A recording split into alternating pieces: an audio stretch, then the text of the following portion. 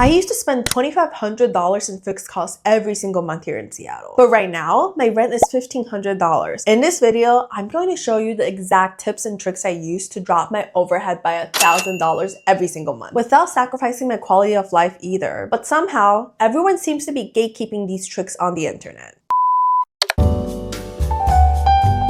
If you're complaining about how much you spend every single month, the first question I wanted to ask you is, when did you move into your apartment? If your answer is sometime in the summertime, you likely got the worst end of the deal. See, the thing about the housing market is, it's basically like any of the other markets out there. It's driven by supply and demand. And naturally, during the summertime, the demand for an apartment is so high that it drives the prices up. Of course, it might differ by city, but here in Seattle, people love moving during the summertime. Most of the college students graduate in May, and they slowly trickle into the city to start their first real corporate job. And I was no exception. So when I first moved into Seattle, the rent was so expensive, and in fact, I spend less rent now than when I first moved to Seattle 3 years ago. I think most of the people seem to neglect how big of a role that seasonality plays in driving the prices of the housing market. For example, here in Seattle, this is the graph that I looked up for the average rent prices in Seattle. And even with inflation, the cheap rent during the winter time still makes it one of the best times to sign a lease. Of course, I am only giving the data for Seattle, so if you live somewhere else, I encourage you to do your due diligence, as the result of the trend might just surprise you. Now, you might ask, but April, I already moved into my apartment during the summertime, and since we signed 12 month leases, now I'm stuck in the summer leasing loop forever. What should I do? Look, I hear you. As I mentioned earlier, I too started my first ever lease during the summertime. But since then, I was able to follow a couple tricks to gradually move my lease start date to the winter time when the rent is a lot cheaper. There are a couple ways that people do that. For example, they could sublease their apartment and move to a different one during the winter time, or they could just break the lease and pay the penalty. However, I approached it a little bit differently. So if you're interested in hearing my version of how I moved my lease from the summertime to the winter time, I'll share it at the end of the video. Now, if you're new to this channel, hi, my name is April, and I'm a 25-year-old software engineer living in Seattle. And in this corner of the internet, we talk about life in your 20s, personal finance, as well as how to live an authentic life juggling corporate and artistic calling. So if you're interested, make sure to hit the subscribe button as I upload weekly. Now let's go back to the tips and tricks for lowering your rent. The next topic that I wanted to share is that there are so many things beyond the base rent that we need to take into account. When I am apartment hunting, I tend to compare the apartments by their base rent. However, base rent doesn't really tell the full picture of an apartment. There could be lease incentives as well as phantom costs. Let's talk about the incentive first. For a lot of the apartments, especially the ones in the cities, they try to win a competitive edge by offering some bonuses to you. And this could come in many different ways. For example, they could be giving you free months on certain units. They could offer you a flat rate of look and lease bonus if you are able to sign your lease within X days of touring the apartment, or they could offer you referral bonuses if you are able to refer someone to move into this apartment. Now, my tip for you is always remember to ask for any discounts when you're touring the apartment. And in the event that the leasing agents were able to offer you something beyond what they offer on the official website, make sure to communicate about it clearly and document it, whether it be on email or on the lease. Now we're going to talk about the phantom cost of living in an apartment. For example, the phantom cost could come in a couple different ways. Make sure to understand how much you'll be paying for certain categories such as parking, utilities, electricity, Wi-Fi, or anything else. For example, the last apartment that I lived in was an interesting net zero apartment covered in solar panels. So despite having to pay a premium tier internet of $60 per month, I only had to pay about $30 to $50 for all utilities every single month. The amount of phantom costs that I spend every single month at that building, it's still a lot lower than most of the buildings that I've stayed in. In the end,